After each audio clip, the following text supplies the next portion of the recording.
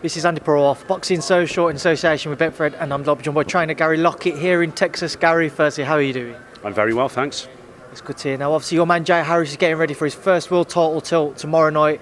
How has his camp gone, and how has he found his first big fight week away from home? I think it's all very surreal to him. I think he's used to a lot of small hall bills. He's boxed on a couple of little, sort of bigger ones, on MTK bills over in Belfast against Paddy Barnes, against Angel Marino in Cardiff. But this far exceeds those bills, doesn't it? So he's taking it all in his stride. He looks really good. How has he found it, being out here and trying to soak in the fight week and the areas surrounding Texas, but not allowing himself to lose himself in and around all that and concentrate on the fight? Yeah, I think he takes it all in his stride. He's one of those guys. He's very quiet. He's just the nicest kid you'll meet. I think that gets said quite a little bit too much in boxing, but he really is. He's such a nice kid. He doesn't call people. He doesn't slang people, and behind that nicety is a very tough, mentally tough guy, and a tough guy in the ring as well. So all this stuff, even though he finds it surreal, he takes it all in his stride. Julio Cesar Martinez is the favourite going into the fight, but what's Jay think of that? Does he thrive under an underdog tag? Yeah, I think so. I think obviously Jay has seen chinks in his armour that he can take advantage of. But we're under no illusions at all. We know how good Cesar Martinez is. He's not great technically. His feet seem to be all over the place. He does things that are very awkward. He throws unusual shots. But he's as strong as a bull, isn't he? As we've seen in his last few fights. So what should we expect between the pair of them going into Saturday night? What are you looking to get out of Jay to counteract Martinez's best assets? Well, I think, if you look at Rosales the last time, he just stood right in front of him, and I just don't think that he had the hand speed to do that. He stood right in front, and he got murdered over 9 rounds, didn't he? And I think with Jay, I think if he keeps it more arm's length, there's going to be times where he has to stand in and have a little bit of a scrap. But I think for the most part, you don't stand in front of a guy with a lower centre of gravity than what you've got and swing with him, do you? So I think Jay's jab could be key, and his footwork could be key as well.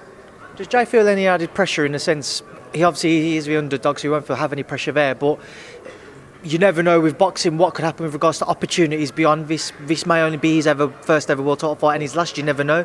Does he feel any added pressure with that in mind?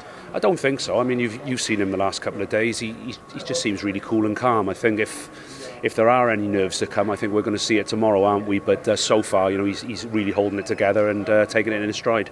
Just want to quickly get your thoughts on a couple of the fights above Jay's fight. Start off with Yafai and Chocolatito, Gonzalez. What are your thoughts on that one? I don't really know because, obviously we know Cal.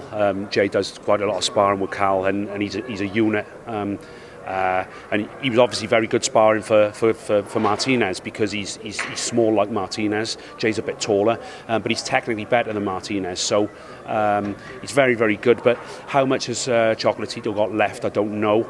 He seemed to have, the 2 fights he lost at Superfly. Obviously, he's a 4-weight world champion. And to say that about a Superfly, you think, how many weights? So strawweight, light fly, Superfly. And then he lost those 2 fights at Superfly. Is that because he is just that little bit small for Superfly or not? I don't know, but we're going to be rooting Cal on whatever. Obviously the headline fight, Mikey Garcia versus Jesse Vargas. Question marks over whether Mikey can operate at 147, and then with Jesse, a huge 147 fighter himself. What are we expecting there? Yeah, really good fight. The both of them yesterday, they came dressed really slick, didn't they? And they both spoke really good. They got the gift of the gab when it comes to speaking and wowing an audience. And Mikey Garcia, to me, is the better all-round fighter. Vargas, as you said, is the bigger guy. So can Mikey Garcia make his skills count at this weight against a bigger guy? I think that's going to be the question mark. And, I like both guys, so I don't really mind who wins. But it's going to be a good fight, I'm sure. Finally, I just wanted to get your thoughts on last Saturday out in Las Vegas, Wilder Fury 2, Tyson Fury with a 7th round victory. What was your thoughts on his win and the performance? Yeah, I think everybody that I knew, they expected Tyson to win. But I don't think they expected it to be in that manner, did they? And, he said that he was going to go out and he was going to bully him and he was going to be on the front foot. And I just thought, well, he's just trying to get in his head because I don't think he'll do that. But he did. He did everything he said he was going to do. And he came away with a very impressive victory. And congratulations to him and the team. A couple of things Deontay said after the fight. Firstly, he wasn't happy with his corner throwing in the towel. Do you think it was the right decision? You know, this is a debate that's going to run on. You know, I've been on both sides where I was accused of not throwing in the towel, you know, on one occasion, and then I've thrown the towel in 3 or 4 times. A boxer is always going to say that. They never want you to throw the towel in, but sometimes a boxer has to be safe from themselves. I mean, Deontay Wilder, listen, he's got the heart of a lion. Obviously, he was going to go on, but Mark Breland is a former great. I grew up watching Mark Breland. He was an Olympic gold medalist and a world champion. So he was probably the only one in that team who had any thorough boxing experience. So if it were me, I would have backed him all the way, 100%. And I think what's been done to him is not very good at all. And then finally, Deontay brought up his costume and his ring walk. You know, his costume weighing over 40 pounds. What was your thoughts on that excuse, as everybody's called it? Well, listen, you know, I was brought up to say if you don't have anything good to say, don't say anything at all. I think that might be a little bit of rubbish, but you know, he's going to come out with all kinds of things. He's obviously hurting. It's his first defeat, so he's going to try and cling to anything. But I think when he asked himself the question, he was just beaten by a better fighter on the night, wasn't he? And the costume thing is crazy, isn't it? But there we are. He said he's going to exercise that third fight. Are you interested in it? I don't know. You know, listen, maybe he's going to employ a trainer who's going to try and work on things that they haven't done before. You know, he doesn't really work on the jab. Doesn't really do a lot in a fight, does he? He just slings the right hand over.